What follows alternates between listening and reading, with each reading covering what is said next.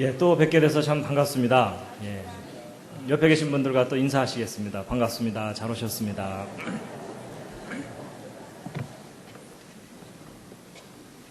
예, 오늘 오신 여러분들을 환영합니다. 시편 24편 1절 말씀인데 한 편을 읽으시겠습니다. 시작. 땅과 거기에 충만한 것도 다 여호와의 것이로다. 네, 제가 오늘도 꽃을 준비했습니다.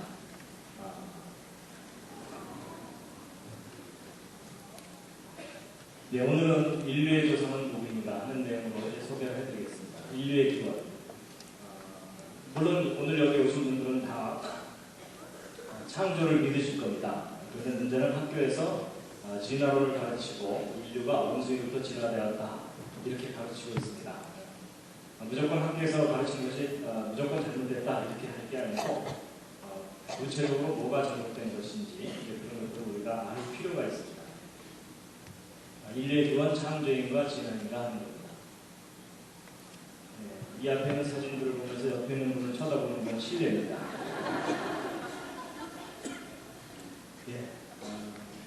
인류의 조상이 원숭이라면 우리는 이 원숭이를 존경해야 됩니다. 그렇죠? 그런데 인류의 조상이 아담이라면 그리고 더 궁극적으로 창조주 하나님이 인류의 조상이라면 이 원숭이와 사람은 분명히 구별된 존재입니다. 그런데 학교에서는 진화론을 가르치고 성경에서는 인간은 창조되었다고 가르치고 있습니다. 이제 어느 쪽을 믿느냐보다도 사실 더 중요한 것은 어느 것이 사실이냐가 중요합니다. 그렇죠? 우리가 믿더라도 사실과 진리를 믿어야 됩니다. 로마서 1장 25절 말씀인데요. 함께 읽으시겠습니다. 시작. 이는 저희가 하나님의 지식을 거짓 것으로 바꾸어 피조물을 주님보다 더 경배하고 섬깁니다. 주는 곧 영원히 창조할 이시로다.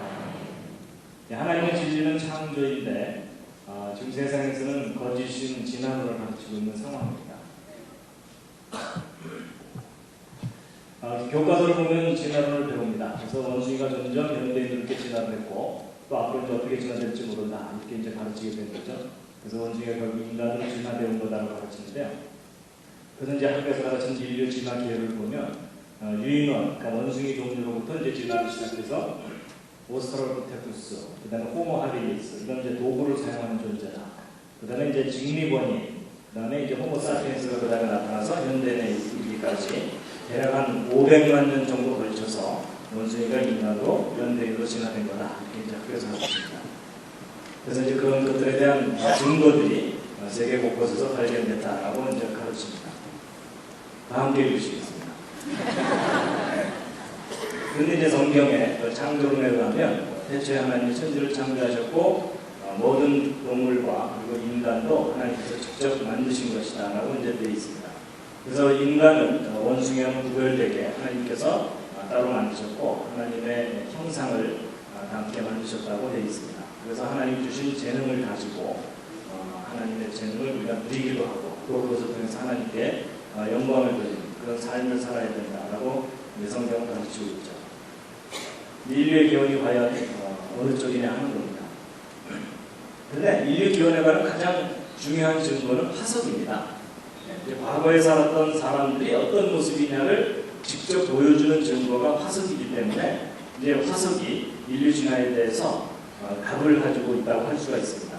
그래서 이제 화석자들을 좀 이제 설명을 드릴 텐데요. 이제 아마 어른들이 예전에 진화를 배울 때 많이 귀에 익숙한 존재들이 있습니다. 그래서 오스트랄로피테쿠스 기억나십니까? 예, 자바원인, 국병원인, 네안데르탈인, 크로마뇽인 뭐 이런 식으로 이제 진화되었다 하고 이제 설명을 하면서 예전 학교 교과서를 통해서 배우셨던 그림이 바로 이런 그림들입니다. 기억나십니까? 예, 원숭이에서 사람으로 점점 진화해 온 거다. 그래서 두개골도 이렇게 변해왔다 이렇게 얘기합니다. 그래서 이제 보통 이게 두개골을 발견하고 나면 이게 어느 정도 진화된 것인지에 대해서 나름대로 결정하고 추정을 하고 그랬는데요.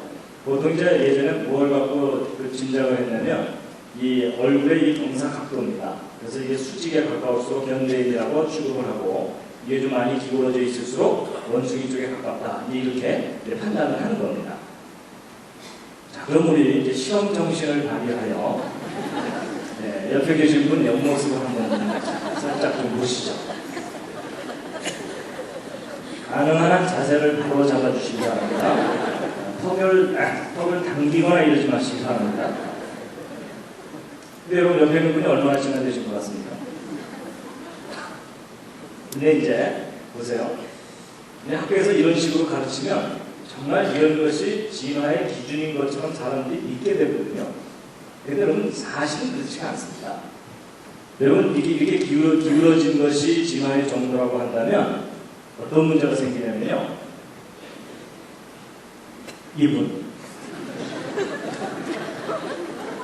이분 살아서 발견됐기 망정이지 죽은 후에 머리뼈만 발견됐다면 박물관으로 가야 됩니다. 그렇죠? 근데 이분은 수만 년 전 사람이 아니고 현대인입니다. 우리하고 같은 시대에 같이 호흡하고 살고 있는 현대인입니다. 그리고 이분도 만만치 않습니다. 여기를 보면 뭐 수직인 것 같은데 여기를 보면 상당히 기울어져 있죠? 여러분 이게 무슨 말이냐면 현대인의 두개골의 모양이 아주 다양합니다. 그래서 많이 기울어진 사람부터 이제 수직인 사람까지 다 있습니다. 만약에 현대인들은 다 수직이고 그 과거 사람들은 많이 기울어져 있는 것이 그 경향이라면은 이 기울어진 걸 갖고 진화의 정도를 얘기할 수가 있는데 현대인들이 워낙 다양하게 있기 때문에 기울어진 정도를 갖고 진화의 정도를 얘기하는 건 어리석은 일이다라는 겁니다. 그래서 이런 것에 속지 마시기 바랍니다. 심지어 이런 머리도 있습니다. 처음 보시죠? 희한한 머리뼈죠? 근데 실제 저게 과거에 살았던 사람의 두개골입니다. 근데 이게 어디서 발견된 거냐면 남미의 이 페루라는 지역에서 발견된 건데 옛날 그 잉카 사람들이 살았던 그 지역의 유골입니다. 근데 잉카 사람들이 머리뼈가 다 저렇게 생겼던 게 아니고요. 저도 저게 왜 저렇게 생겼었는지 몰랐었는데 이제 몇 년 전에 그 브라질 갔을 때 거기 선교사님이 그 칠레 쪽에서 오신 선교사님이 저거 가르쳐 주시더라고요. 왜 저런 건지. 그 잉카인들 중에 어떤 특수 계층이 자기들의 신분을 아예 구별하기 위해서 아이가 태어나면 머리에다가 이렇게 테두리 같은 걸로 이렇게 꽉 이렇게 맨 겁니다. 그러면 이제 아이가 머리가 자라야 되는데 옆으로는 못 자라니까 위로 솟아 올라가는 겁니다. 그래서 저렇게 아이스크림 콘 같은 콘 헤드가 되는 겁니다. 근데 여러분 저런 것들이 우리에게 무엇을 시사해 주냐면 사람의 두개골이 환경에 의해서도 얼마든지 변형될 수 있다는 겁니다. 유전적인 요인도 있지만 자라는 성장 과정 중에도 얼마든지 변형될 수 있습니다. 그래서 이제 예전 어른들은 부모들이 키울 때 그냥 뉘어서 키우면서 자장자장 이러는 바람에 다 뒤가 거의 절벽입니다. 그렇죠? 근데 요즘은 아이들 머리 동글동글 예쁘게 키운다고 엎어서 키우느라고 머리가 동글동글 예뻐지죠? 이제 그런 겁니다. 그래서 환경에 의해서도 두개골의 모양이 어느 정도 변형이 될 수 있다는 것을 우리가 생각해야 된다는 겁니다. 그래서 두개골의 모양을 갖고 진화의 정도를 이야기하는 것이 그렇게까지 바람직한 것은 아니다라는 것을 이제 말씀드리고요. 그런데 이제 문제는 이제 이런 식으로 이제 두개골을 정렬해 놓는 이유가 뭐냐면 이제 오스트랄로피테쿠스부터 현대인에 이르기까지 진화가 됐다는 것을 이제 설명하려고 하는 것인데요.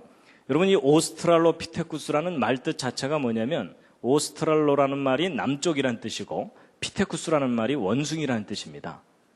그러니까 발견된 두개골의 특징이 원숭이 종류에 가깝기 때문에 그렇습니다.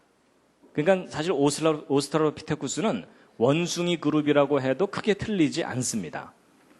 그 다음에 이제 네안데르탈인 크로마뇽인이 있죠? 여러분, 전 네안데르탈인 크로마뇽인은 이제 진화론에서 이용할 때는 현대인으로 진화되기 바로 직전 단계다 이렇게 설명을 하거든요. 근데 여러분, 이 네안데르탈과 크로마뇽인은 현대인과 다를 바가 없습니다. 보통 그 네안데르탈인이나 크로마뇽의 두개골이 현대인보다 조금 크다, 작다 이런 얘기를 하거든요. 근데 조금 크다, 작다라고 말하는 것은 현대인의 평균 크기보다 크다, 작다는 얘기를 하는 거지 현대인의 범위를 벗어나서 크거나 작거나 한 것은 아닙니다. 여러분 지금도 여러분 주변을 한번 대충 둘러보시면요. 머리가 좀 작으신 분이 있고 좀 크신 분도 계시죠. 그럼 전 세계 사람들을 다 모아놓고 나면 이 머리의 크기가 상당히 큰 차이가 있습니다. 그렇죠? 근데 그렇게 다양한 차이의 중간이 평균이라고 하면 그거보다 좀 크다 작다 이런 얘기를 하는 겁니다. 그러니까 이 크로마뇽이나 네안데르탈인은 현대인에서 벗어나는 그런 존재가 아니라는 겁니다. 그래서 여러분 이게 무슨 얘기냐면 미국 뉴욕 같은데 이제 그 복잡한 사거리에 앉아서 전 세계 사람들이 거기 모여 살잖아요. 그래서 사거리에 앉아갖고 지나가는 사람 머리통만 하루 종일 쳐다보면 그 중에는 크로마뇽인도 지나가고 네안데르탈인도 지나간다 해도 별로 틀리지 않는 얘기다라는 겁니다. 그러니까 결국 이 오스트랄로피테쿠스와 이 네안데르 크로마뇽인은 원숭이 아니면 사람입니다. 그러니까 사람. 예. 근데 이제 문제는 이 두 그룹을 연결시켜주는 중간쯤 되는 존재가 진화론에서 중요한 증거겠죠. 근데 그것의 대표적인 예가 바로 자바 원인, 북경 원인입니다. 근데 보통 이제 학생들이 학교에서 배울 때 이런 상상도를 자꾸 보게 되거든요. 그러면 학생들은 비판력이 없기 때문에 저런 화석을 실제로 발견한 것처럼 믿게 됩니다. 근데 여러분 사실은 그렇지가 않습니다. 자, 이제 보세요. 이 자바 원인에 대해서 이제 자세하게 말씀을 드리면요.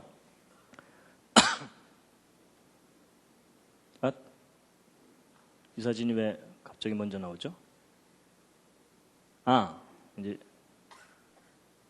이 자바 원인에 대해서 말씀드리면, 이 자바 원인은 1891년에 네덜란드의 유진 듀버라는 사람이 진화론을 너무나 강렬하게 믿고 있었기 때문에 자기는 진화의 증거를 찾으러 가겠다 그러면서 인도네시아 자바 섬에 갔습니다. 거기 가가지고 여기저기 뒤지다가 이제 뼈들을 발견했어요. 인간의 화석이라고 여겨지는 뼈들을. 그래서 이제 그걸 발견한 걸 가지고 이제 자바 원인이 여기 살았었다라고 발표를 했고, 그 발견된 뼈를 근거로 해서 이런 상상도를 만든 겁니다. 이 그림을 보면서 또 옆에 있는 분을 쳐다보는 것도 실례입니다. 그래서 이제 학생들은 교과서를 통해서 저런 그림을 자꾸 보게 되면 정말 과학자들이 저런 뼈를 대부분 발견한 것처럼 믿습니다. 근데 여러분 그 유명한 자바 원인에 대해서 실제 발견된 자료는 이 많은 사람의 200개가 넘는 뼈 중에 도대체 몇 %나 발견하고 나서 자바 원인에 대해서 발표한 걸까요? 혹시 아십니까? 여러분 그 유명한 자바 원인에 대해서 실제 발견된 화석 재료는 이게 전부입니다. 좀 어이가 없으시죠? 근데 이건 사실이에요. 그 유명한 자바 원인에 대해서 발견된 건 머리 덮개 부분의 뼈 일부하고 허벅지 뼈 하나, 그리고 이빨 몇 개, 끝. 그런데 이걸 가지고 이런 존재가 살았다고 사람들로 하여금 믿게 만든 겁니다. 근데 여러분 이걸 갖고 이걸 만들어내려면 뭐가 필요하겠습니까? 믿음이 필요합니다. 저도 예전에 이 사실을 몰랐을 때는 과학자들이 상당히 근거 있는 자료들을 충분히 발견하고 나서 발표하는 줄 알았어요. 근데 아닙니다. 자바 원인에서 발견된 게 이게 전부인데 더 자세하게 이제 알고 나면은 더 화가 나실 겁니다. 여러분 이 머리덮개뼈 발견한 바로 옆에서 허벅지뼈를 발견한 게 아니고요. 이 머리덮개뼈 발견한 지점으로부터 15m 좀 떨어진 지점에서 허벅지뼈를 발견했습니다. 그러니까 머리덮개뼈 저쪽 끝에서 발견했으면 허벅지뼈는 이쪽 끝에서 발견한 겁니다. 그리고 이빨 몇 개 발견한 거기 때문에 나머지 다른 뼈들은 없어요. 그렇다는 얘기는 저 뼈들이 그 자리에 그대로 있던 뼈들이 아니라 어디서부턴가 휩쓸려 와서 널려 있는 뼈 중에 일부라는 뜻입니다. 이해가 되시죠? 그럼 사실 이 두 개가 같은 개체의 것이라고 단정할 수도 없어요. 그렇죠? 그런데 이 두 개가 같은 개체의 것이라고 단정을 하고 이런 상상도를 만들어내게 된 겁니다. 그런데 이제 더 놀라운 사실은 이거 자체도 이제 불분명한데 더 놀라운 사실은 이 자바 원인의 뼈 조각 두세 개를 발견한 같은 퇴적층 지대, 물론 장소는 달라요. 근데 퇴적층으로는 같은 지역이에요. 같은 퇴적층 지대에서 현대 자바인의 두개골 완벽한 걸 발견했어요. 거의 완벽한 현대 자바인의 두개골을. 그럼 여러분 이 완벽한 현대 자바인의 두개골하고 이 부서진 뼈들하고 어느 쪽이 결정적인 증거이냐면 이 왼쪽이 결정적인 증거예요. 그렇죠? 사실 이 현대 자바인의 두개골이 발견된 이상 이 뼈들은 별 의미가 없는 뼈들이에요. 그렇죠? 근데 일반 사람들이 이 뼈 발견한 것에 대해서는 잘 모르고 이 부서진 뼈 두 개로 근거해서 만든 그 자바 원인만을 사람들이 믿고 있다는 겁니다. 이걸 우리가 다 알아야 됩니다. 이런 구체적인 사실을 모르기 때문에 그냥 가르치는 대로 진화에 대한 확실한 증거가 있는 것처럼 사람들이 알게 되는 겁니다. 그래서 이제 그 자바 원인에 대해서는 그 뼈 일부만 발견된 거고요. 그 다음에 이제 북경 원인이 있습니다. 이 북경 원인도 역시 그 원숭이와 인간을 연결시켜주는 결정적인 증거인 것처럼 세상에 널리 알려진 건데, 중국의 북경 근처에 그 주구점이라고 하는 조크디엔이라고 하는 곳에 동굴지대에서 발견된 뼈 조각들을 가지고 이제 발표를 한 건데요. 근데 이제 이 동굴에서 발견된 뼈들의 상당수, 거의 대부분은 전쟁 중에 분실됐습니다. 그래서 원본이 없어져 버린 상태입니다. 지금 현재는. 그래서 일부 파편만 남아있는데 그 파편 남아있는 게 이게 전부입니다. 나머지 뼈들은 없어요. 그렇게까지 확실하고 믿을 만한 증거를 갖고 이 북경 원인에 대해서 이야기하고 있는 게 아니라는 겁니다. 그러니까 원숭이 종류와 사람을 연결시켜주는 결정적인 증거라고 했었던 것들이 사실은 이렇게 부실한 자료들이다라는 것을 여러분이 이제 확인을 하셔야 된다는 겁니다. 그래서 인류 고고학자들의 문제가 뭐냐면요, 인간에 대한 이 완벽한 이 많은 뼈들 중에 대개는 파편들을 발견하고 나서 그걸 해석하는 것들이라는 겁니다. 원숭이에서 사람으로 정말 이렇게 스무스하게 쫙 변해가는 그 완벽한 시리즈의 화석을 발견하는 게 아니라는 겁니다. 그래서요, 요즘 이제 아프리카 쪽에서 인류의 기원에 대한 화석들을 발견한다고 이제 자꾸 신문에도 나오고 이러는데, 근데 여기서 발견되는 화석 자료들이 그렇게까지 분명한 자료들은 아닙니다. 그래서 이제 1984년에 어떤 전시회가 있었냐면, 여러분 그 인류 기원을 밝힐 만한 단서가 되는 화석 자료들이 그렇게 풍부하게 발견되지는 않습니다. 아주 드물게 발견됩니다. 그러니까 아주 드물게 발견되다 보니까 그런 것들이 발견되면 거의 국보 수준의 취급을 받습니다. 그래서 일반 학자들이 쉽게 그 자료를 직접 손으로 만지면서 연구할 수가 없습니다. 그래갖고 이걸 연구하는 사람들이 이제 한 가지 생각해낸 거가, 그러면 우리 지금까지 전 세계에서 발견된 이 화석 자료들을 한 군데다 한번 모아놓고 전시회를 한번 열어보자. 아마 이제 앞으로도 없을 거고 지금까지도 없었던 단 한 번의 기회일 거다. 그래가지고 1984년에 뉴욕에서 전시회를 열어갖고 전 세계적으로 발견된 인류 기원을 밝힐 만한 화석 자료들을 한 군데 모아놓은 자료들을 지금 전부 제가 보여드린 겁니다. 지금 이 세 개의 사진이 바로 그때 모아놓은 화석들의 전부입니다. 근데 여러분 보신 소감이 일단 어떻습니까? 화석 자료가 충분히 발견된 것처럼 보이시나요? 그렇지 않죠? 상당히 파손된 부서진 자료들이 대부분이죠. 그렇죠? 그 형태를 정확하게 알 수 없는 자료들이. 근데 저게 이제 중요한 점입니다. 여러분, 인류 고고학을 연구하는 사람들에게는요, 가능한 한 이 화석들이 파손돼 있을수록 쓸모가 있습니다. 왜냐하면 파손되지 않은 상태의 완벽한 뼈들은 원숭이 아니면 사람입니다. 그러니까 완벽한 뼈 중에 원숭이와 인간의 중간쯤 되는 뼈는 하나도 발견되는 게 없어요. 그러니까 부서진 뼈를 발견했을 때 거기에다가 뭔가를 의미를 부여할 수 있다, 그 얘기입니다. 상황이 그렇습니다. 그래서 저도 더 이상 보여드리고 싶어도 보여드릴 게 없습니다. 인류 기원에 관한 한 이 자료들이 거의 전부라고 해도 과언이 아닙니다. 그래서 같은 화석 자료를 보고도 학자들마다 의견이 다릅니다. 어떤 학자는 이걸 원숭이라고 보고 어떤 학자는 사람이라고 보고 의견이 다르거든요. 근데 의견이 다른 것은 그 뼈가 원숭이와 인간의 중간쯤 되는 상황이라서 그런 게 아니고 그 화석 자료가 불분명하기 때문에 그렇다는 겁니다. 그래서 이제 역사적으로 또 살펴보면은 1859년에 다윈의 종의기원이라는 책이 출간된 이후로 너도 나도 앞다투어서 뭔가 인류 기원에 관한 자료들을 막 발표를 했거든요. 근데 이렇게 발표된 자료들, 제가 이제 시간이 없기 때문에 일일이 설명드리면 저거 설명될 시간이 많이 가는데, 결론이 뭐냐면 그렇게 발표된 자료들이 인류 기원에 관한 직접적인 증거들이 전혀 아니었다는 것들입니다. 그래서 나중에 다 조작된 거거나 허구이거나 불충분한 자료이거나 이렇게 판명이 돼갖고 인류 기원에 대해서 쓸모가 있는 자료가 아니라는 것이 이제 드러난 겁니다. 그리고 이제 나머지 네안데르탈이나 크로마뇽인은 사실 현대인과 구별할 수 없는 존재들이고요. 그래서 이제 보통 이제 대학에서도 배울 때 인류 진화를 분류하면서 호모 그룹, 파란트로푸스, 오스트랄로피테쿠스 이렇게 이제 막 세분화해서 그걸 또 더 세분화해가지고 이렇게 거기에 관련된 화석 자료들이 발견된 것처럼 이제 배우거든요. 근데 여러분 그 가방 크다고 공부 잘하는 거 아닌 거 아시죠? 그런 것처럼 화석 자료를 많이 발견됐다고 해서 입증되는 건 아닙니다. 결정적인 증거가 필요한데 이제 아까도 언뜻 보셨지만 좀 자세하게 다시 한번 보여드리면요. 이제 호모사피엔스부터 시작해서요. 이제 현대인과 유사하다고 생각되는 크로마뇽인, 그 다음에 이제 이 와드잭 두개골이 바로 아까 자바 섬에서 발견된 현대 자바인의 두개골입니다. 근데 이런 크로마뇽이나 이런 와드잭 두개골 같은 것들은 현대인과 다를 바가 없기 때문에 진화론에 있어서는 별 의미가 없습니다.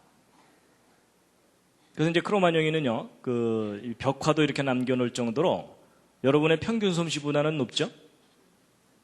예. 그래서 현대인과 다를 바 없는 존재이고요. 그 다음에 이제 네안데르탈인도 마찬가지입니다. 현대인하고 약간 구별이 된다고는 하지만 결국은 인간 그룹입니다. 그래서 네안데르탈인에 대한 이제 상상도를 이렇게 만드는데 여러분 옆집 아저씨 한 달 동안 수염 안 깎으면 이렇게 됩니다. 가능한 한 원시적으로 보이려고 만들어 놓은 그림에 현혹되지 마시기 바랍니다. 그 밖에 이제 하이델베르근이라든지 이제 자바 원인, 이건 재구상한 거기 때문에 의미가 없고요. 이제 이런 것들을 보면은 그렇게 충분한 자료들을 가지고 결론을 낸 것들이 아니라는 겁니다. 그래서 이제 이 부분은 그냥 쭉쭉 보시면 되는데요. 지금까지 발견된 자료들을 하나하나 이제 다 좀 자세하게 보여드리는 겁니다. 여기까지입니다. 끝. 그래서 여러분, 인류 진화를 일반 학자들이 그렇게 확신하고 있는데도 그것을 뒷받침해 줄 만한 증거가 그렇게 뚜렷한 게 없다는 겁니다. 그래서 이제 하다못해 막 이런 것만 발견돼도 이제는 흥분을 합니다. 그래서 막 이렇게 설명을 막 해야 되는데 결국은 발견된 게 이게 전부입니다. 그래서 이제 화석 자료는 이제 지금 보신 것, 확인하신 것처럼 그다지 믿을 만한 확실한 증거가 발견된 게 없다는 것을 이제 확인시켜 드린 거고요. 그래서 이제 원숭이와 사람은 그것을 연결시켜 주는 것들이 이제 상당히 부실한 자료들이 얼기설기 연결시켜 주고 있을 뿐이다라는 것을 이제 확인시켜 드린 겁니다. 그래서 뭐 이렇게 많이 발견했다고 하지만 그다지 이제 믿을 만하지 않다는 거고요. 이제 지금까지 발견된 자료들을 이제 정리를 한 표를 보여드릴 텐데요. 이게 이제 결정적인 진화론이 틀렸다는 결정적인 증거 자료인데요. 뭐냐면 여러분 진화론에서는 이제 오스트랄로피테신에서 직립원인 고대인을 거쳐서 현대인으로 진화됐다고 합니다. 그리고 이제 여기 있는 연도들은 이제 지층에서의 그 순서라고 보시면 되는데 이 밑으로 내려갈수록 더 깊은 곳에서 발견된 거고 진화론에서 막 500만 년 이렇게 연대를 매겨놓은 겁니다. 그러니까 이제 시간 이렇게 흐름에 따라서 이제 오스트랄로피테신으로부터 현대인까지 진화되었다고 얘기를 하거든요. 그런데 이제 지금까지 발견된 화석 자료들을 다 이렇게 분류를 해놓은 겁니다. 어디에 해당되는가. 그런데 이 직립원인들이 최근의 퇴적층 속에서도 발견이 돼요. 근데 그거는 설명은 가능해요. 뭐냐면 이 직립원인들 중에 어떤 것들은 현대인으로 진화를 했지만 어떤 종류들은 진화하지 않고 현재까지 살아남았다. 이렇게 설명하면 되니까. 그렇죠? 그런데 여러분 이 왼쪽 아래 영역에 해당되는 화석은 발견되면 안 돼요. 무슨 말이냐면 현대인의 두개골이 수백만 년 전 퇴적층 속에서는 발견되면 안 되죠. 그렇죠? 근데 지금까지 발견된 화석 자료들을 분류를 해보았더니 이 왼쪽 아랫부분에 해당되는 화석 자료들이 꽤 많이 발견되는 거예요. 그러니까 수백만 년 전 퇴적층 속에서 현대인의 유골이나 또는 유물들이 발견되는 예가 있다는 겁니다. 그렇다는 얘기는 이런 순서로 진화해왔다는 것이 거짓이라는 것을 나타내는 아주 결정적인 증거입니다. 근데 이제 더 심각한 문제가 있어요. 뭐냐면요. 이제 좀 황당하게 들리시겠지만 사실이니까 말씀드립니다. 미국에 가면 공룡 화석이 발견되는 퇴적층 지대가 있습니다. 그래서 이 지역의 퇴적층은 전형적인 중생대 퇴적층이에요. 그래서 저기서 이제 공룡 화석들이 잔뜩 발견돼가지고 이제 공룡 화석을 발견한 다음에 그 일부분을 지붕을 씌워갖고 공룡 기념관을 만든 곳입니다. 그래서 이제 이 일대는 전형적인 공룡 화석 퇴적층 지대인데 놀랍게도 이 속에서, 이 퇴적층 속에서 사람의 완벽한 뼈가 발견됐어요.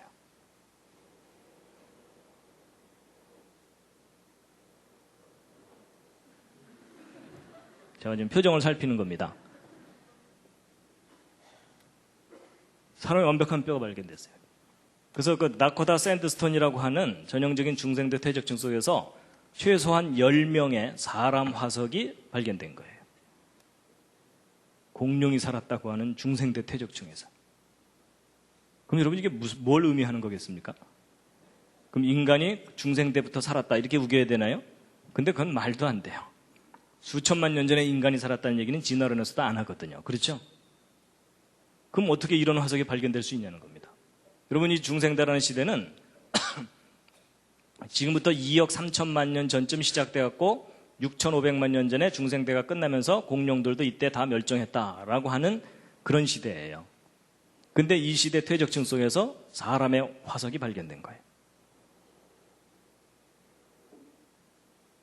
발견됐다니까요.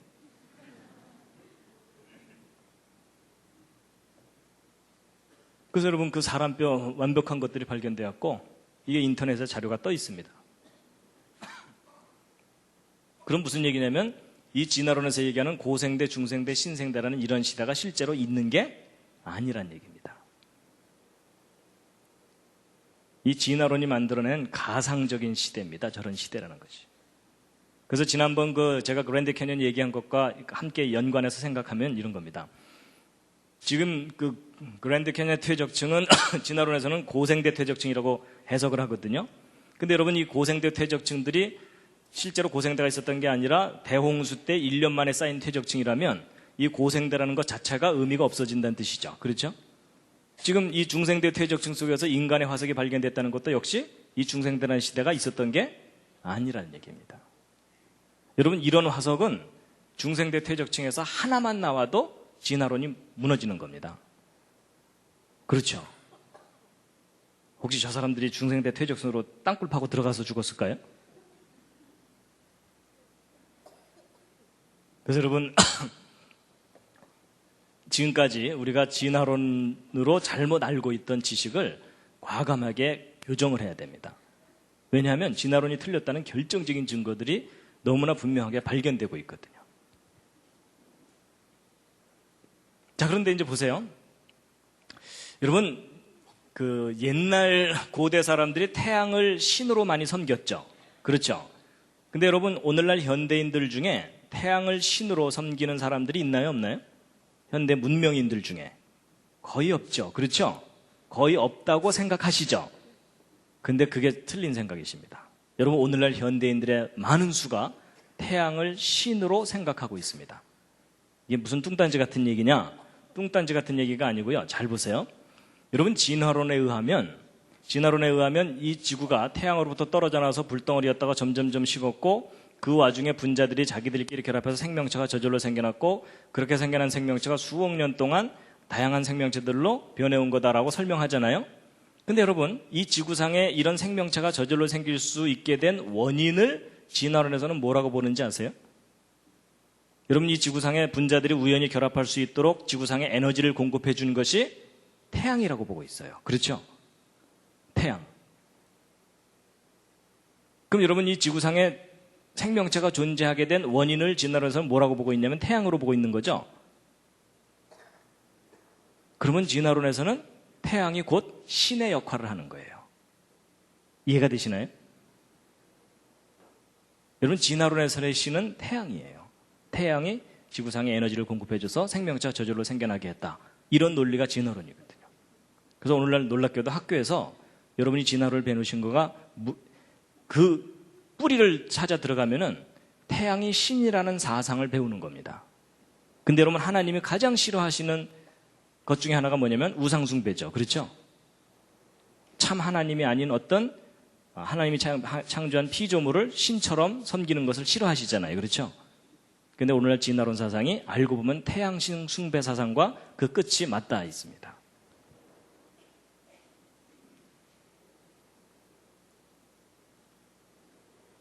근데 이것을 학교에서 공공연하게 가르치고 있는데 어찌 보면 교회가 그것에 대해서 한마디 말을 못하고 있는 겁니다. 로마서 1장 25절 다시 한번 읽으시겠습니다. 시작. 이는 저희가 하나님의 진리를 거짓 것으로 바꾸어 피조물을 조물주보다 더 경배하고 섬김이라. 주는 곧 영원히 찬송할 이시로다. 아멘. 예, 그래서 이제 지금 이제 첫 번째 그 이야기에서는 제가 그 인류 진화에 대한 확실한 증거가 없다라는 것을 이제 확인시켜 드렸고요. 이제 그 다음 주제가 있는데 오늘은 네 가지 주제를 이제 이렇게 말씀을 드릴 겁니다. 연결해서. 그 다음 주제는 뭐냐면요. 여러분 창세기 4장 22절에 우리가 좀 진지하게 생각해 봐야 될 구절이 있습니다. 함께 한번 읽으시겠습니다. 시작. 신라는 두발가인을 낳았으니 그는 동철로 각양 날카로운 기계를 만드는 자요 두발가인의 누이는 나아마이었더라. 여러분 동과 철로 날카로운 기계를 만들었다 그랬죠? 누가? 두발가인이요. 그렇죠? 그럼 여러분 두발가인 때부터 청동과 철을 사용했다 그 얘기잖아요. 근데 여러분 저 두발가인이 어느 시대 사람인지 아십니까? 갑자기 당황이 되시죠? 예. 자, 여러분 제가 무슨 말씀을 드리려는 거냐면 보통 학교에서 배울 때 국사를 배우든 세계사를 배우든 맨 앞부분에 나오는 내용이 뭡니까? 구석기, 신석기, 청동기, 철기 이런 식으로 문명이 진화해왔다 이렇게 배우시죠? 근데 그 부분을 좀 다시 한번 생각해 보시자는 겁니다. 여러분 보통 이제 구석기 유적을 발견했다, 신석기 유적을 발견했다 그러면서 거기서 나오는 뭐 돌로 된 여러 가지 유물들의 연대를 막 매기고 그러죠. 뭐 신석기는 몇천 년, 구석기는 막 1만 년, 2만 년 이렇게 연대를 매깁니다. 그래서 보통 이렇게 우리는 구석기, 신석기, 청동기, 철기로 역사가 변천해 온 것처럼 다 교육을 받게 되는데 이제 과연 그러한가 하는 겁니다. 성경에서는 뭐라고 말을 하고 있냐면 두발가인이 동과 철로 기계를 만들었다고 돼 있죠. 근데 여러분 이 두발가인이 어느 시대 사람이냐면 아담 시대 사람입니다. 여러분 여기 이제 계보를 한번 보세요. 성경에 기록되어 있는.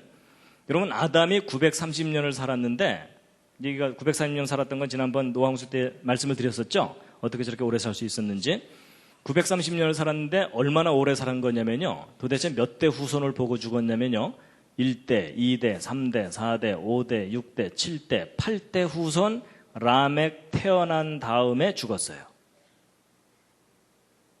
그러니까 아담은 이제 애 지나갈 때마다 너 몇 대 후손이냐 뭐 이래 물어봐야 돼요. 그만큼 아담이 오래 살은 거예요. 그래가지고 이제 아담이 이렇게 오래 살았는데 아담이 처음에 가인과 아벨을 낳았는데 가인이 아벨 죽이고 가인 쫓겨나잖아요. 그래서 가인이 쫓겨나서 이제 그 후손을 쭉 퍼뜨립니다. 근데 이 두발가인이 아담으로부터 보면은 몇 대 후손이냐면 1대, 2대, 3대, 4대, 5대, 6대, 7대 후손이에요. 그럼 여러분 요 세 후손의 계열로 볼 때 대략 누구에 해당되냐면 아담으로부터 1대, 2대, 3대, 4대, 5대, 6대, 7대 후손이니까 무드셀라죠. 그러니까 무드셀라와 거의 비슷한 시기에 살았다고 보면 되는데 이 무드셀라도 역시 아담 살았던 시대에 태어났어요. 그렇죠? 그럼 두발가인도 그 비슷하다고 보면 결국 아담 시대예요.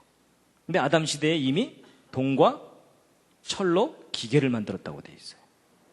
그러니까 성경대로 한다면 구석기 시대, 신석기 시대가 따로 있었던 거예요? 없었던 거예요? 없었던 거예요. 인간은 처음부터 동과 철을 사용했던 거예요. 그러니까 여러분 무슨 얘기냐면 성경을 믿으려면 철저하게 성경대로 생각해야 됩니다. 보통 많은 사람들이 성경과 진화론이 짬뽕이 돼 있어요. 그렇죠? 근데 이걸 세탁하셔야 됩니다. 그리고 이제 보통 많은 사람들이 또 무슨 생각을 하냐면요. 예를 들어 노아가 방주 지을 때 상당히 원시적인 방법으로 방주를 만드느라고 고생 꽤나 했겠다. 이런 생각 드시죠? 그게 바로 진화론적인 잘못된 생각입니다. 여러분 이 아담부터 노아 때까지 사람들이 900살 이상을 살았다는 걸 한번 잘 생각해 보세요. 여러분 오늘날도 100살 가까이 살면서 제정신만 유지하면 상당히 높은 지혜와 지식을 갖게 되죠. 그렇죠? 근데 저 시대에 900살 이상 살았다면은 전공이 한 20개쯤은 되는 거예요. 그렇죠? 그러니까 우리하고는 비교할 수 없이 뛰어난 지혜와 능력을 가진 사람들이었다라고 생각하셔야 됩니다. 그리고 여러분 아담이 얼마나 그 머리가 좋은 사람인지 성경에 나옵니다. 아세요? 여러분 하나님께서 아담 만드신 다음에 아담에게 숙제를 주셨죠? 무슨 숙제? 동물들 이름 짓는 거예요. 여러분 동물들 이름 짓는 게 쉬울까요? 어려울까요? 어렵습니다. 여러분 사자 앞에 앉혀놓고 귀염둥이 뭐 이럴 수 없잖아요. 그렇죠. 여러분, 어떤 존재의 이름을 지으려면 그 존재를 정확하게 파악해서 그 인상을 뉘앙스까지 말로 표현해 줘야 돼요. 그렇죠? 그러면 뛰어난 직관과 분석 능력, 그리고 확실한 언어 구사 능력이 있어야만 이름 짓는 일이 가능해요. 그렇죠? 그래서 여러분, 인간의 능력 중에 가장 뛰어난 능력 중에 하나가 어떤 존재의 이름을 짓는 일입니다. 근데 하나님이 바로 그걸 숙제로 주신 거예요. 근데 아담이 동물들 이름을 다 지어줬다는 얘기겠죠? 그렇죠? 근데 이름 짓는 것도 뛰어난 능력이 필요하지만 그 이름 다 외워야 되는 거 아세요? 그렇죠? 아담이 동물들 이름 짓다가 원숭이, 닭, 말, 양, 개, 돼지 뭐 이러다가 야, 너 아까 이름이 뭐였지? 뭐 이러면은 그날내로 안 끝나요. 안 끝나는 정도가 아니라 에덴 동산에선 일대 혼란이 벌어집니다. 왜냐하면 이제 며칠 후에 사자가 씩씩거리면서 와갖고 아담이 그저께는 나보고 개라 그러더니 어제는 닭나귀래. 그럼 난 내 이름이 뭐야? 뭐 이러면서 얼마나 화를 내겠어요.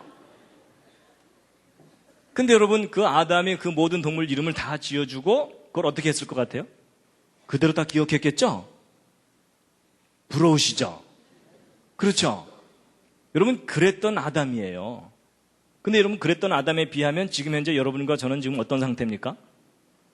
처참한 상태입니다. 들으면 나가고 들으면 나가고. 그나마 여러분 학창 시절을 회개하셔야 되는 거가 선생님 열심히 가르칠 때 대부분의 시간이 절전 모드. 최소한의 에너지로 최대의 시간을 버틴다. 뭐 그러니까 학교 졸업하고 나서도 정리도 안 되고 뭐 기억나는 것도 없고 다 까먹으셨죠? 그러니까 여러분, 과거 사람들이 우리보다 지혜가 떨어졌고 원시적이었을 거다라는 생각은 진화론적인 생각입니다. 성경은 오히려 반대로 얘기해 주고 있어요. 우리의 조상이 정말 하나님을 닮았던 기가 막힌 존재였는데 망가졌다고 얘기해 주고 있습니다. 근데 여러분 솔직히 어느 쪽으로 인정하세요? 망가졌습니다. 그렇죠? 옆에 있는 분 다시 한번 살짝 보시겠습니다. 망가졌죠? 예. 그러니까 우리는 서로에게 뭐라고 얘기해야 돼요? 잘 돌봐줄게 이러셔야 됩니다. 근데 이제 보세요. 성경에는 처음부터 동과 철을 사용했다는 겁니다. 그럴 정도로 인간이 지혜로운 존재였었습니다. 그래서 이제 성경 역사를 보면은 아담 때부터 청동과 철을 사용해서 쭉 온 거예요. 그래서 이제 그것에 대한 아주 중요한 단서를 하나 좀 알려드리면요. 이겁니다. 여러분 이 오른쪽 사진을 보시면요. 이게 영화의 한 장면이 아니고 실제 상황을 찍은 사진인데 여러분 내셔널 지오그래픽이라는 잡지가 있죠? 거기에 1971년 판에 나온 기사입니다. 필리핀에 섬이 수천 개가 있는데 그중에 아래쪽에 있는 섬이 민다나오 섬이거든요. 민다나오 섬 내륙 밀림지대에 살고 있는 어느 한 가족을 사진으로 찍은 거예요. 근데 지금 여기 손에 들려있는 거 이게 뭡니까? 돌망치예요. 그냥 단순히 돌에다가 덩굴로 자루를 매달아서 돌망치로 사용하고서 벌거벗고 살고 있는 사람을 사진을 찍어서 기사로 올려놓은 거예요. 그럼 여러분 이 돌의 형태로 보아서 이분 신석기, 구석기? 여러분 신석기와 구석기의 차이가 뭐죠?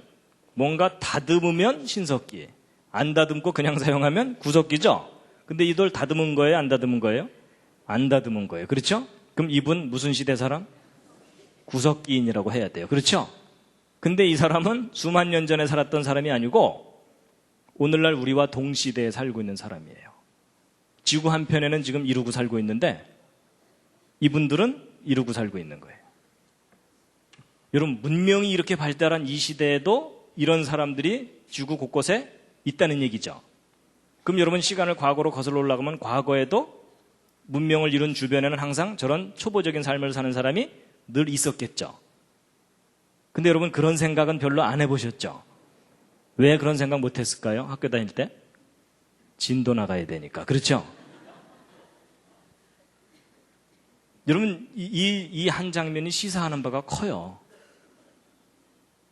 현대에도 이렇게 석기를 사용하고 사는 사람이 공존하고 있다는 얘기는 과거 문명 주변에도 초보적인 삶을 사는 사람이 얼마든지 있었다는 겁니다. 그렇죠? 그래서 지구 곳곳에서는 서로 다른 형태의 삶을 살고 있는데 그러니까 구석기, 신석기, 청동기, 철기로 이렇게 시간의 순서에 따라 변해온 게 아니고 비율만 변한 거라는 겁니다.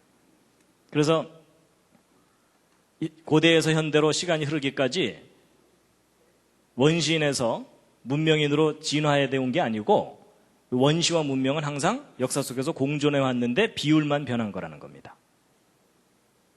왜냐하면 지금 현재에도 이런 사람이 살고 있으니까요. 그렇죠?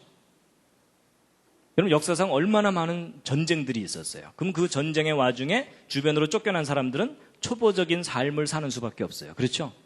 그들이 남겨놓은 수많은 유물들이 있겠죠? 근데 그런 유물들을 우리가 발견하면은 문명과 함께, 이 역사 시대 속에 함께 있던 유물이라고 취급하지 않고 저걸 다 어떻게 처리했을까요? 진화론적인 역사관을 갖고 다 과거로 던져버렸어요. 그렇죠? 이런 식으로. 그래서 역사와 선사시대를 따로 구별하면서 이 선사시대를 길게 늘려놓은 겁니다. 그러니까 왜곡된 역사관을 우리가 그동안 배워왔던 겁니다. 그럼 지금 현재도 문명을 잃은 그 다른 한쪽에서는 이런 초보적인 삶을 살고 있고 중국도 마찬가지예요. 상하이는 이렇게 발전해 있지만 산간 벽지에는 기초적인 생활 형태를 유지하는 사람들이 얼마든지 많이 있다고요.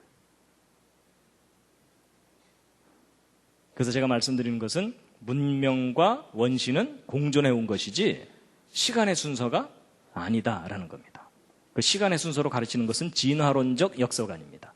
그래서 여러분, 이 창조론과 진화론의 문제가 이 과학의 생물학 영역에서만 있는 문제가 아닙니다. 지금 이 창조와 진화의 이 진화론적 사상이 모든 학문에 지금 다 침투해 들어가 가지고 신학조차도 진화론의 영향을 아주 심각하게 많이 받았습니다.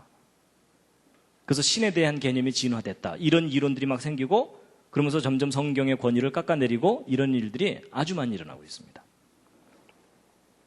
그래서 여러분, 구석기, 신석기, 청동기, 철기 이런 시간 순서에 따른 문명의 변화는 진실이 아니다라고 생각하셔야 됩니다. 그래서 여러분, 우리는 홍수 이전의 세상을 잃어버렸고 홍수 이후에 얼마든지 이런 석기 유물을 사용하는 사람들이 늘 공존해 올 수 있었다라는 것을 염두에 두어야 된다는 이야기입니다. 어떻게 좀 공감이 가시나요? 안 가셔도 할 수 없습니다. 이건 제가 우기는 거기 때문에. 근데 충분히 우리가 생각해야 될 부분입니다. 그래서 이제 이제 석기 시대에 관한 이야기를 이제 말씀드렸고요. 그 다음 이야기가 이제 인종 문제입니다.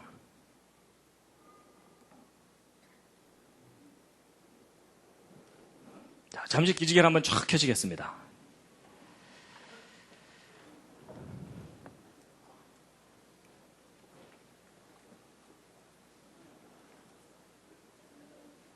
좌양좌 하셔서 옆에 있는 분 안마를 또 해드리겠습니다. 좌양좌 하셔서 옆에 있는 분.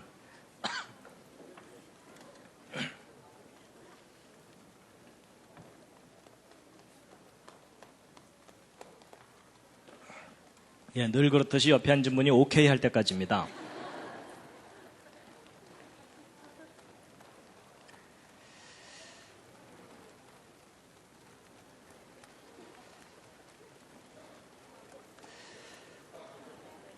예, 반대로 또 해드리겠습니다.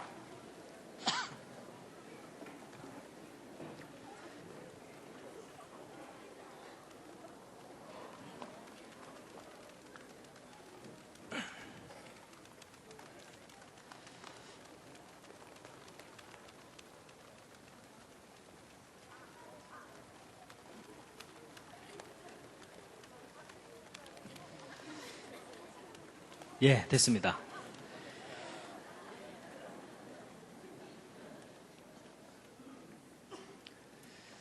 자, 인종의 기원인데요.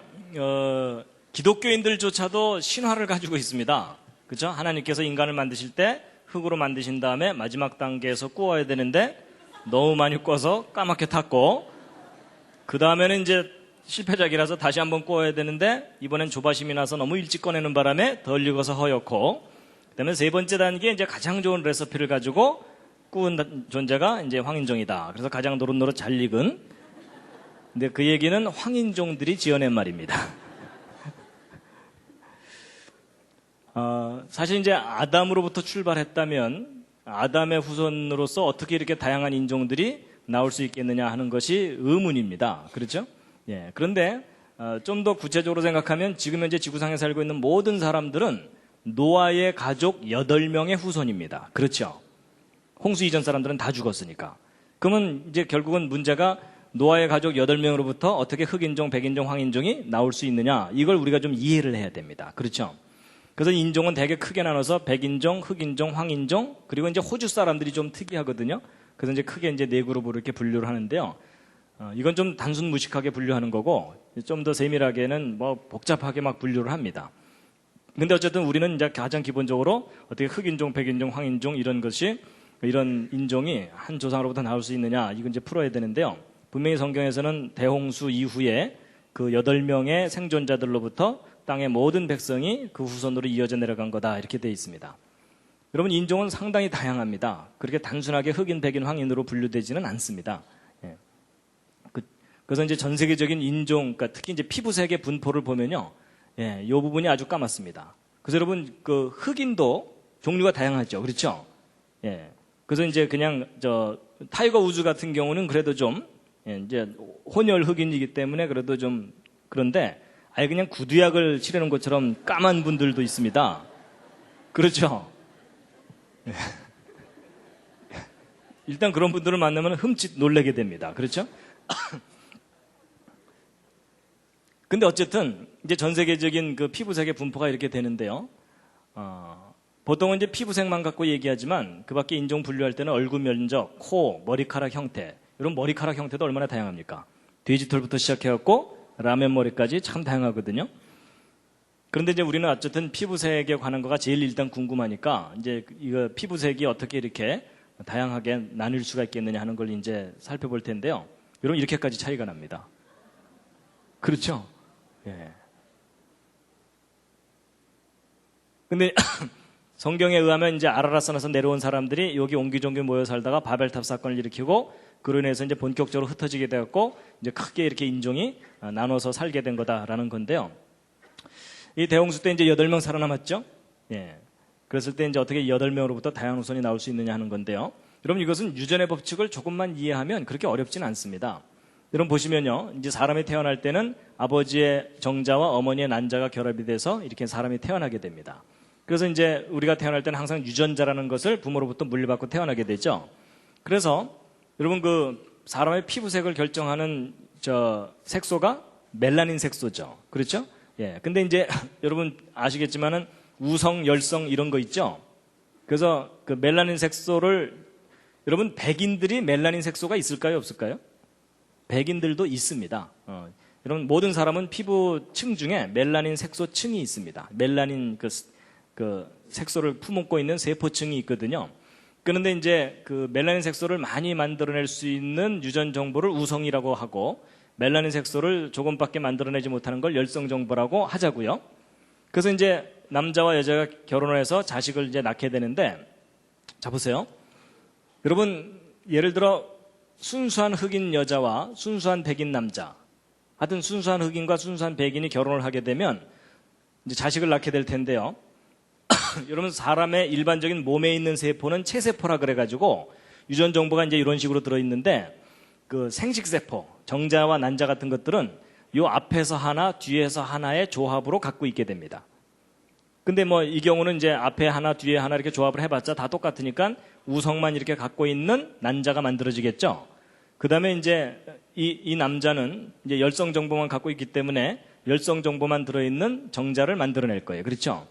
그래서 이제 여러분, 순수한 흑인과 순수한 백인이 결혼해서 자식을 낳으면 어떤 색깔의 아이가 나올까요? 옆에 있는 분과 한번 상의해 보시기 바랍니다. 순수한 흑인과 순수한 백인이 결혼해서 자식을 낳았다. 무슨 색깔이 나올까요?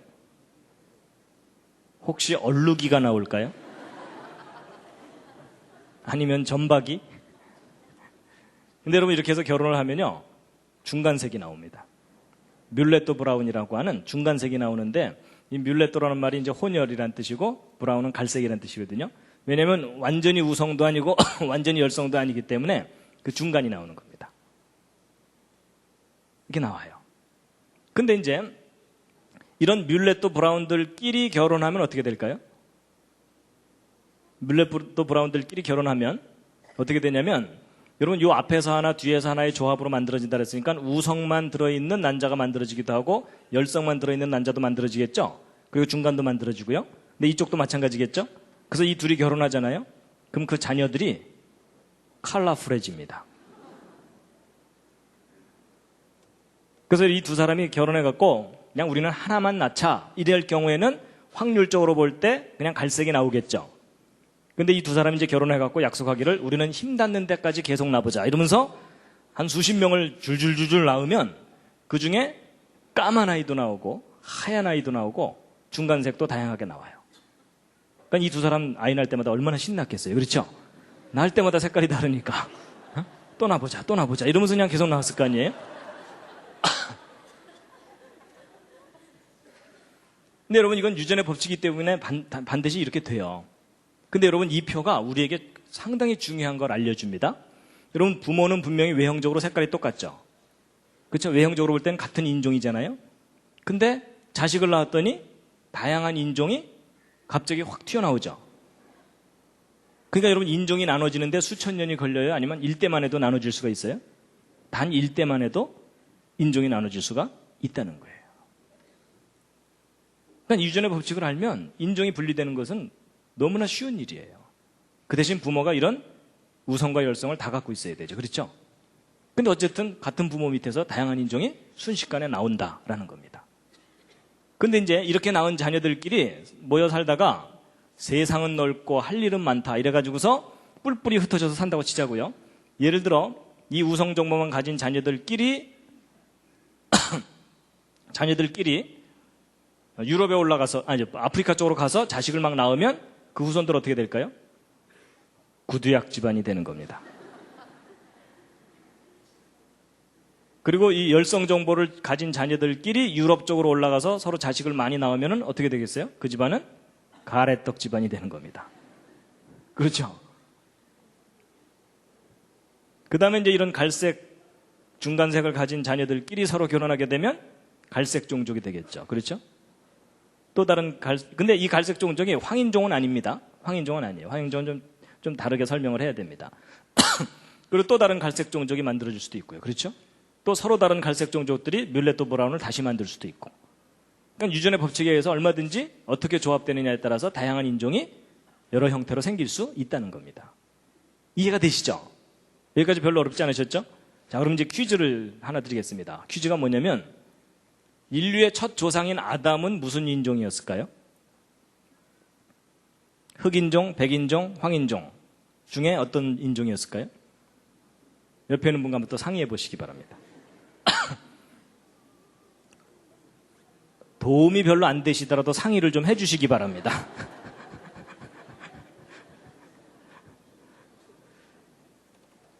아담은 무슨 인종이었겠습니까? 자, 그래도 한번 확인해 보겠습니다. 1번 흑인종, 2번 백인종, 3번 황인종. 자, 1번 흑인종이었을 거라고 생각하시는 분. 그래도 몇 분 계시네요. 예, 내려주시고요. 자, 2번 백인종이었을 거다, 아담. 조금 더 많으시고요. 예, 황인종이었을 거다. 예, 역시 팔이 안으로 굽죠? 여러분 한번 원리로 따져보면요. 여러분, 예를 들어 아담이 흑인이면 아담 그대로 복제한 게 하와죠? 그럼 그 후손 다 까매야 되죠? 그건 아니고요. 그럼 아담이 백인이었느냐? 그것도 아니에요. 그렇죠? 아담 그대로 복제한 게 하와니까는 그냥 백인 후손들만 나와야 되겠죠? 그럼 아담이 황인종이었을까요? 그것도 아니에요. 왜냐하면 여러분 황인종들끼리 결혼했을 때 흑인도 나오고 백인도 나와요? 안 나오죠? 그러니까 황인종도 아니에요. 그럼 아담은 그럼 도대체 무슨 인종이었겠느냐? 이 원리대로 잘 생각해보면 아담은 뮬레토 브라운과 같은 처음부터 혼혈이에요. 그렇죠? 우성과 열성 정보를 모두 가지고 있는 소위 종합 선물 세트입니다. 그래야 그 후손들이 다양하게 나올 수가 있죠. 그렇죠? 그러니까 여러분 우리는 하도 단일 민족을 부르짖다 보니까 혼혈 그러면 부정적인 생각을 하는데 성경의 원리와 과학의 원리를 따라서 쭉 올라가 보면 오히려 인류의 조상인 아담은 처음부터 혼혈, 잡종이었어요. 그렇죠? 그러니까 그 후손들이 다양하게 나오는 거죠. 그러니까 여러분 이제 이 원리대로 생각하면요. 노아의 가족 8명 중에 한 사람만 뮬레토 브라운과 같은 혼혈이어도 그 후손들은 얼마든지 다양하게 나올 수 있다는 겁니다. 이해가 되시죠? 예. 굳이 뭐 셈은 노랗고 함은 까맣고 야벳은 하얘야 된다. 그런 고정관념을 가져야 될 필요도 없습니다. 그래서 원리를 알고 나면 사실 별로 어렵지 않은 문제입니다. 얼마든지 짧은 시간 내에 인종이 퍼질 수가 있다는 얘기입니다.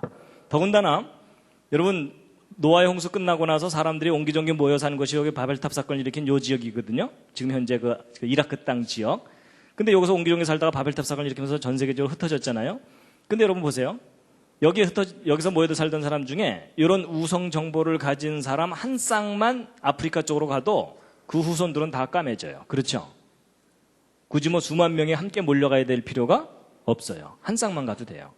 그 다음에 이쪽에서 열성 정보를 가진 사람 한 쌍만 위로 올라가도 여긴 다 하얘지겠죠? 근데 특히 이 지역이 유럽과 아프리카와 아시아의 중간지대예요. 그렇죠? 그러니까 여기서 한번 헤어지고 나면 한동안 서로 만날 기회가 없는 거 아시죠? 그렇죠? 예. 그래서 여기서 이렇게 인종이 흩어지게 된 거다라고 보고 있는데 이제 이렇게 얘기하면 어떤 분들은 가끔 그런 질문을 해요. 그럼 왜 하필이면 흑인들이 밑으로 내려가고 백인들이 위로 갔나요? 뭐 이러시거든요.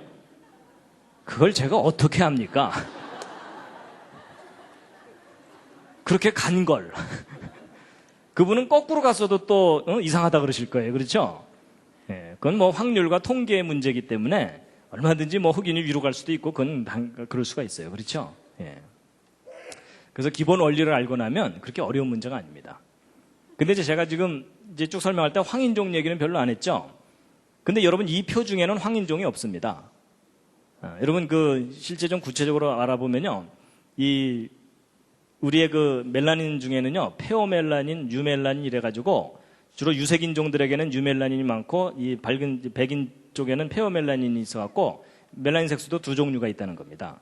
그래서 저것이 또 어떻게 조합되느냐에 따라서 다양한 인종이 나올 수 있다는 겁니다. 그러니까 우리는 지금 멜라닌 색소라는 하나의 것만 가지고서 이렇게 하니까는 2차원적인 도표가 나오지만 여기다 유멜라닌이라든지 이런 걸 하나 더 끼우면은 3차원이 되겠죠.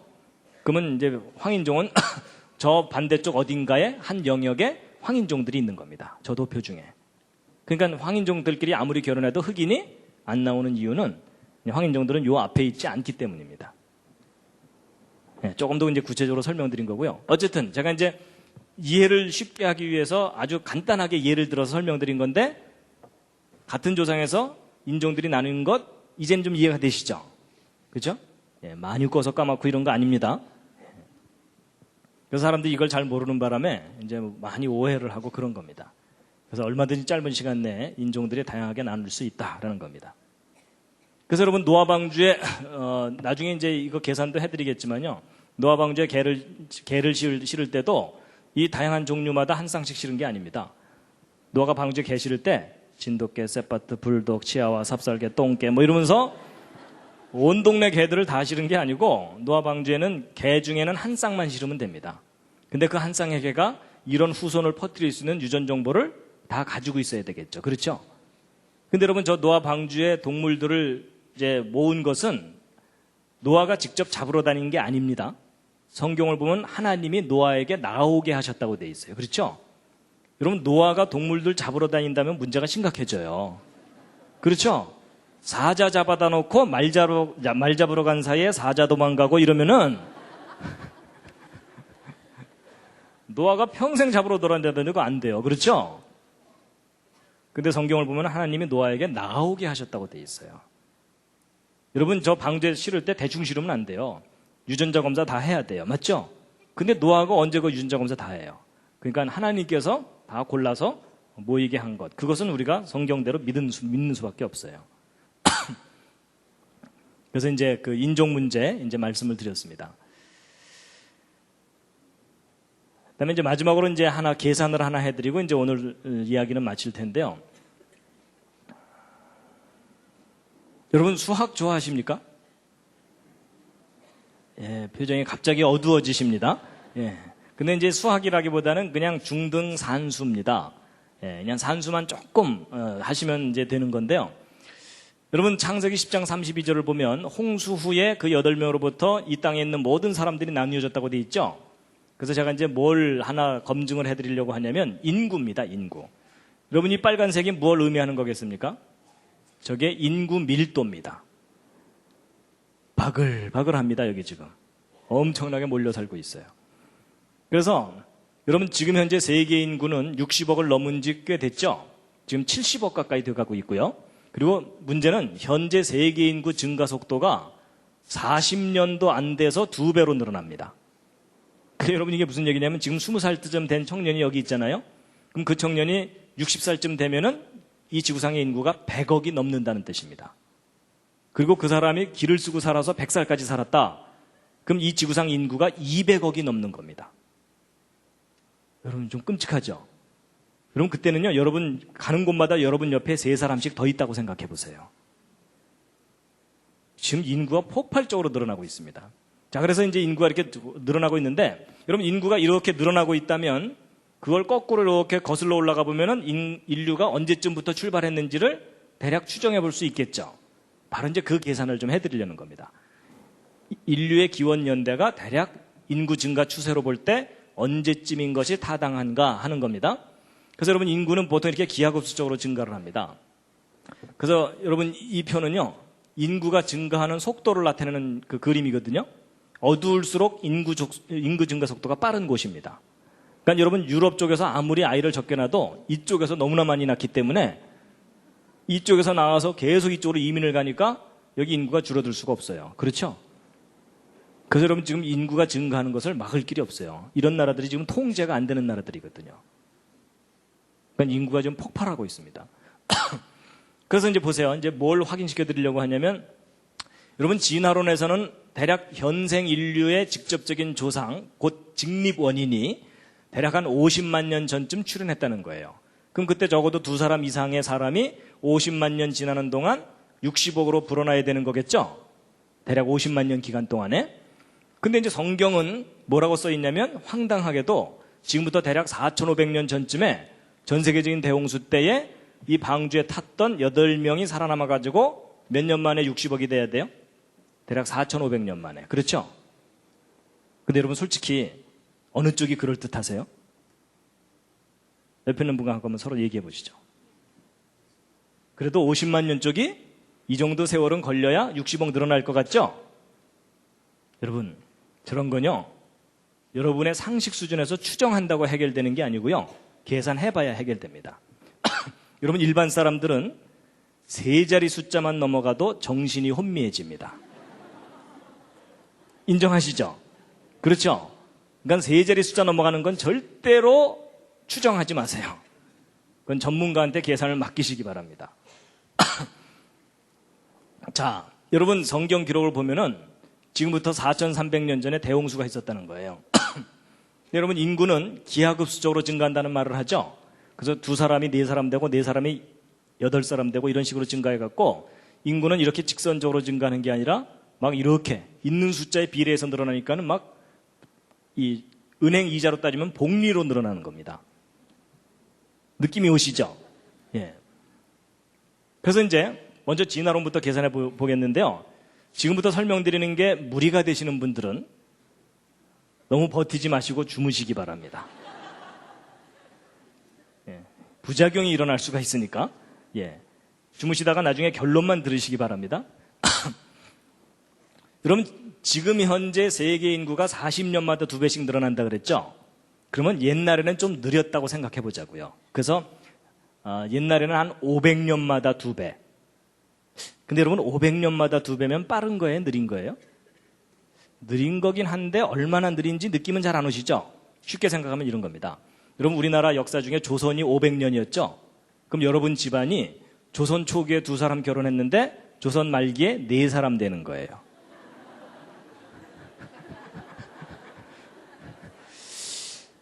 그 집안 문제가 심각한 집안이죠? 아마도 그 집안은 대대로 역적 집안이었을 가능성이 높습니다.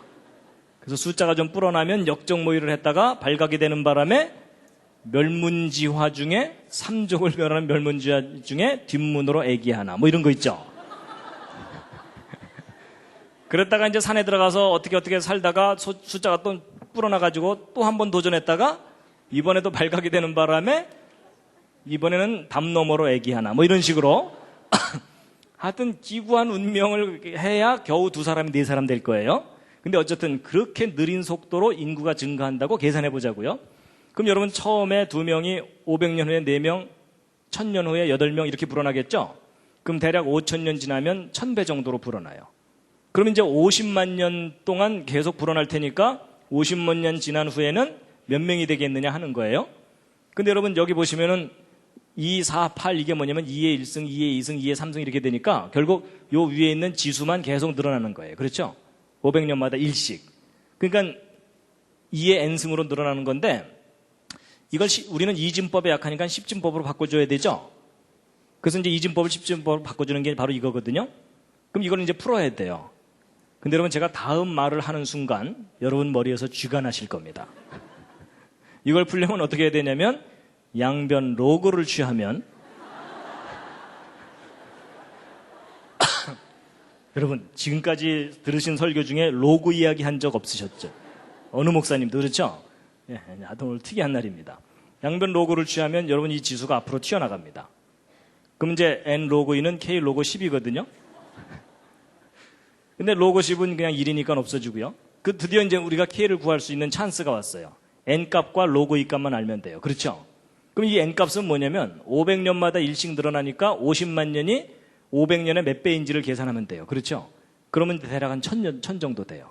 그럼 n 값을 우리가 이제 구한 거예요. 그럼 이제 로그 2만 알면 되죠? 로그 2가 얼마죠? 예배 시간에 이런 걸 물어볼 줄은 모르셨죠? 이 로그 2는 0.30 너덜너덜 이렇게 됩니다.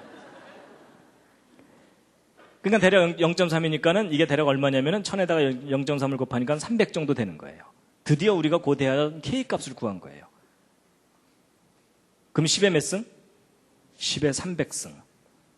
여러분 이게 무슨 얘기냐면 50만 년 전에 2사람이 500년마다 2배라는 아주 느린 속도로 늘어나도 50만 년 지난 지금 현재 세계 인구는 10의 300승명이 돼야 된다라는 이야기예요.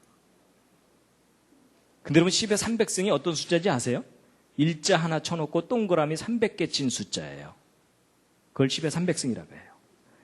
여러분 지금 현재 세계 인구를 넉넉히 잡고 100억이라고 봐도 그게 10의 10승이에요. 일자 하나 쳐놓고 동그라미 10개 친 거. 근데 여러분 500년마다 2배씩만 불어나도 10의 300승명으로 불어난다니까요. 여러분 이런 계산 안 해보셨죠?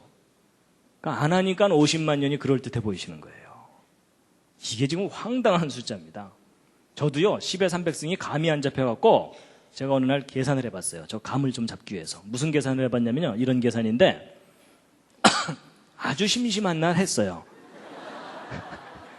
제가 평소에는 저런 계산 안 합니다. 아주 심심한 날 제가 했는데 이거 무슨 계산이면 이런 겁니다. 사람을 모아가지고 지구만한 덩어리를 만들려면 몇 명 필요한가 이런 계산을 해본 거예요. 저를 정상으로 안 보시는 표정이십니다. 근데 여러분 보세요. 지구 반경 6370km니까는 부피를 구하려면 3분의 4 파이 r 3승해야 되는 거 아시죠? 이과분들은. 그렇죠? 예, 아시죠? 그래서 이제 계산한 게 뭐냐면요. 지구의 반경 아니까 부피 구했고, 그 다음에 사람의 부피를 구해야 되는데, 사람은 모양이 복잡하니까 구하기가 어려워요. 그래서 쉽게 생각했어요. 키, 어깨 너비, 가슴 두께를 구하면 한 사람 들어갈 수 있는 관 사이즈가 나와요. 이제 그것을 사람의 부피라고 그냥 대충 계산을 한 거예요. 그래서 이제 한 사람의 이렇게 부피를 계산한 다음에 요 숫자를 요거로 나누면 돼요. 그랬더니 몇 명 필요하냐면 10의 21승명 필요해요. 여기 9가 있으니까 10의 22승 정도 되는 거거든요. 근데 저 10의 22승명이 이 천체 물리학자들이 이 우주 안에 있는 별의 숫자 정도 된다고 하는 숫자가 바로 저 숫자예요. 그러니까 결국 사람을 이 우주 안에 있는 별의 숫자만큼 모으면 지구만한 덩어리가 된다 그 뜻이에요. 근데 여러분 아무래도 300승 되려면 멀었죠? 그래서 이게 지구 갖고 해결이 안 되는구나 그래서 이번엔 태양 갖고 했어요. 지구보다 100배 크거든요, 지름이. 그러니까는 태양 갖고 해봤더니 10의 28승명. 이게 무슨 얘기냐면 사람을 10의 28승명 모으면 태양만해진다 그 뜻이에요. 그래도 300승 되려면 멀었죠? 그래갖고 이번에는 태양계. 무슨 얘기냐면 태양을 중심으로 해서 수금, 지화, 목토, 천해, 명왕성까지를 반지름으로 하는 거대한 우주공을 만들어 놓고 거기다가 사람을 집어넣으면 몇 명 들어가는가 이런 계산한 거예요. 여러분 제가 그날 얼마나 심심했는지 아시겠죠? 그리고 계산해 봤더니 10에 39승명 들어가요. 그래도 멀었죠? 그래서 이번에는 일광년. 일광년이면요, 빛의 속도로 1년간을 간 거리만큼의 큰 공을 만들어 놓은 거예요. 그리고 거기다 사람 집어넣은 거예요. 그랬더니 10에 49승명 들어가요. 그래서 이것도 안 되는구나. 우리 은하계. 여러분, 우리 은하계는요, 이 반경이 5만 광년이에요. 요 중심에서 요 가장자리까지 가려면 빛의 속도로 5만 년을 가야 돼요. 지구는 여기서 3만 광년 떨어진 곳에 있어요. 근데 이런 우리 은하계만한 공을 만들어 놓고 거기다 사람 집어넣으면 몇 명 들어가는가 계산해 봤더니 10에 64승명밖에 안 들어가요. 그러니까 여러분 이게 얼마나 황당한 숫자인지 이제 감이 오시죠? 여러분 진화로 나서 인류 기원년대 수십만 년으로 잡은 거 실수인 거 아시죠? 이런 계산 구체적으로 안 하면 그렇게 어리석은 생각을 할 수밖에 없어요. 그러면 이제 반대로 이 황당한 계산 말고 성경의 그 창조론에 따르면 지금부터 대략 4,500년 전쯤에 노아 홍수 때 8명 살아남았는데 대략 4,500년 만에 60억으로 불어나야 되죠. 근데 여러분 보세요. 우리가 지금 8명에서 대략 50억 된 거를 계산해야 되는데 여기서 여기까지 계산하기는 복잡하니까 아예 두 사람이 100억 되는 걸 먼저 계산한 다음에 요거를 고려해 주면 되거든요. 그럼 여러분 이제 결국은 2의 1승, 2의 2승, 2의 3승 해갖고 2의 m승 됐을 때가 100억인데 100억은 10의 10승입니다. 그럼 이제 2의 m승은 10의 10승. 이걸 풀면 돼요. 똑같은 방법으로 어떻게 하면 된다고요? 양변 로그를 취하면. 그럼 이제 이렇게 로그를 취하고 나서 이 지수를 앞으로 빼내면은 m 로그 2는 10 로그 10인데 로그 10은 1이니까 결국 우리가 m 값을 구할 수 있는 거가 10을 로그 2로 나누면 돼요. 그렇죠? 로그 2로 나누면 0.30 너덜너덜 되니까 33이 돼요. 그럼 여러분 이게 이 m이 33이라는 얘기가 무슨 뜻이냐면 여기서부터 몇 번 깡총깡총 뛰면 33번 깡총깡총 뛰면 100억이 된다는 거예요. 근데 우리가 구하려는 것은 여기서부터 여기가 아니라 여기서부터 여기죠. 그러니까 여기서부터 여기면 몇 번을 빼줘야 되냐면 한 번, 두 번, 세 번을 빼줘야 되죠. 그러면 여기서부터 여기까지는 몇 번만 뛰면 돼요? 30번. 그렇죠? 30번만 뛰면 돼요. 그럼 이게 무슨 얘기냐면 노아 방주에서 내려온 그 8명이 30번 2배로 불어나면 현재 세계 인구가 된다. 그 뜻이에요. 근데 여러분 그 30번을 몇 년 동안 뛰어야 되냐면 4,500년 동안 뛰어야 되죠. 그럼 4,500년 동안 30번 뛰려면은 몇 년마다 한 번씩만 뛰면 되냐면 평균 150년마다 한 번씩만 2배로 뛰면 돼요. 그렇죠? 그럼 여러분 이게 무슨 얘기냐면 노아 방주에서 나온 그 8명이 평균 150년마다 2배씩으로만 불어나도 현재 세계 인구가 된다. 그 얘기예요. 그럼 여러분 150년마다 2배면 빠른 거예요? 느린 거예요? 느린 거라는 거 아시겠죠? 그게 무슨 얘기냐면요. 조선이 500년이었죠. 그럼 조선 초기에 두 사람이 150년 후에 4명, 300년 후에 8명, 450년 후에 16명. 그럼 500년 후쯤 대략 한 20명 되겠죠? 여러분 조선 초기에 결혼한 두 사람이 조선 말기에 가족 다 모아서 사진을 찍었더니 20명 모였어. 그 집안도 꽤 문제가 있는 집안이죠? 그런데 그렇게 느린 속도로 천천히 늘어나도 대홍수 때 살아남은 8명이 지금 현재 세계 인구가 된다는 얘기예요. 여러분, 제발 성경 좀 믿어주시면 감사하겠습니다. 여러분, 인류 역사가 결코 길지 않습니다. 여러분, 저도 이런 계산을 해보기 전까지는요, 진화론에 한 50만 년이 더 그럴듯해 보였어요. 그리고 성경에 기록된 이 4,500년 전의 대홍수는 믿을 수가 없었어요. 근데 제가 이 계산을 하고 나서 이 진화론에서 이야기하는 인류 기원 연대가 너무나 황당하다는 걸 알게 됐어요. 예전에는 성경 믿으려면 대단한 믿음이 필요하고 진화는 상식인 줄 알았어요. 근데 확인해보고 났더니 진화야말로 특수한 믿음이 필요해요. 근데 성경에 기록된 4,500년 전 대홍수 사건은 여러분 믿음이 필요한 게 아니라 상식이면 돼요. 그렇죠? 그래서 여러분 제발 세젤의 숫자 넘어가는 것은 구체적으로 직접 계산을 하셔야 됩니다. 절대로 자기 상식을 믿지 마시기 바랍니다. 그래서 이제 대홍수 때 살아남은 사람들이 현재까지 세계 인구가 충분히 된다는 얘기입니다. 오히려 저는 왜 150년마다 2배씩 그렇게 느리게 늘어났나? 여러분 얼마나 인간이 전쟁과 질병과 이런 걸로 고난의 세월을 지냈는지를 오히려 얘기해 주는 거예요. 그렇죠? 그래서 여러분 성경 역사가 맞습니다. 우리 인류 역사 결코 길지 않습니다. 그래서 여러분 50만 년 다시 한번 좀 확인해 드리면요 이런 겁니다. 여러분 이 파란색으로 된 요 긴 기간을 50만 년이라고 보면 그 중에 10분의 1에 해당되는 거가 5만 년이죠. 요것에 또다시 10분의 1에 해당되는 요 주황색으로 된 요 부분이 5천 년이죠. 그렇죠? 그럼 이 5천 년을 좀 늘려서 이렇게 해놓고 여러분 이 5천 년 아까 8명이 50억 되는데 4,500년 걸렸으면 2명이 100억 되는 데는 5천 년쯤 걸리겠죠?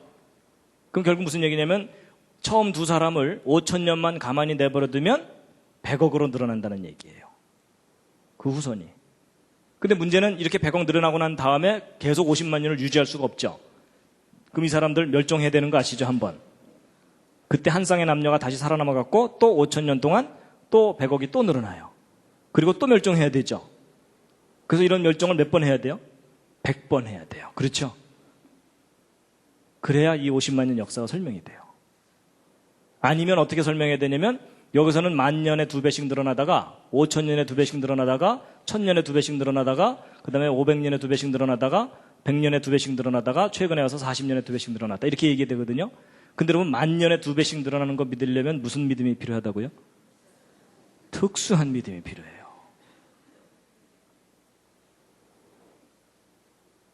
여러분 이렇게 구체적으로 생각하지 않으면 진화론에 속으시는 거예요.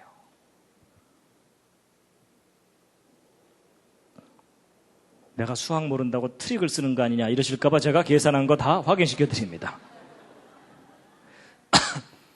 여러분 제가 지난번 노아홍수 이야기할 때 언뜻 무슨 말씀을 드렸냐면 대홍수 때 아담의 후손이 몇 명까지 불어났겠느냐 이런 퀴즈를 드린 적이 있었죠. 그때 대략 최소 10억에서 최대 100억 정도로 살았을 거다라고 말씀드린 적이 있었죠. 솔직히 그때 믿으셨어요? 안 믿으셨어요? 믿고는 싶지만 그게 이해는 안 되셨을 거예요. 그렇죠? 근데 여러분 이 계산이 바로 그겁니다. 잘 보세요. 이게 처음 두 사람이 50년마다 2배씩 늘어나는 속도로 늘어났다고 할 때 늘어나는 인구를 쭉 계산한 건데 1600년 만에 170억으로 늘어나요. 그러니까 여러분 노아 홍수가 아담 창조된 이후로 1656년에 있었던 홍수거든요. 그러니까 창조 후 1656년에 있었던 홍수가 노아의 홍수예요. 근데 여러분 아담의 후손들이 50년마다 2배씩으로만 늘어나도 1600년 만에 170억이 되는 거예요. 그러니까 제가 그때 설명드릴 때 최소 10억에서 100억이 넘을 수도 있다라는 말씀을 드렸었거든요. 실제 그게 가능해요. 왜냐면 지금 현재는 더군다나 여러분 아담은요 900살 이상 살았잖아요. 그리고 가인, 아벨, 셋까지 낳고 그만 난 게 아니고요. 그 후 800년을 지내며 자녀를 낳았으며 이렇게 돼 있어요. 여러분 맨 처음 창조됐을 때는요. 지구는 넓고 할 일은 많은데 사람은 없으니까 가능한 한 많이 낳아야 돼요. 그렇죠? 그러면 인구 증가가 엄청나게 빠르게 됩니다. 근데 그렇게 많던 그 사람들이 대홍수로 멸망당한 겁니다. 그러니까 하나님께서 인간을 그대로 놔두면 매번 멸망당할 수밖에 없어요. 맞죠?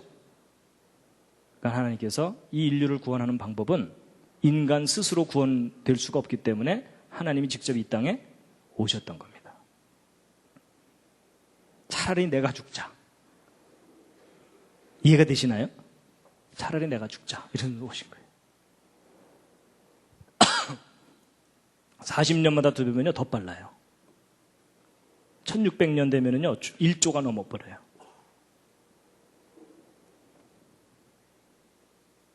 다시 한번 읽으시겠습니다. 시작. 홍수 후에 이들에게서 땅의 열국 백성이 나뉘었더라. 자, 오늘은 이제 인류의 기원에 대해서 이런저런 이야기를 해드렸는데 마지막 꽃다발입니다.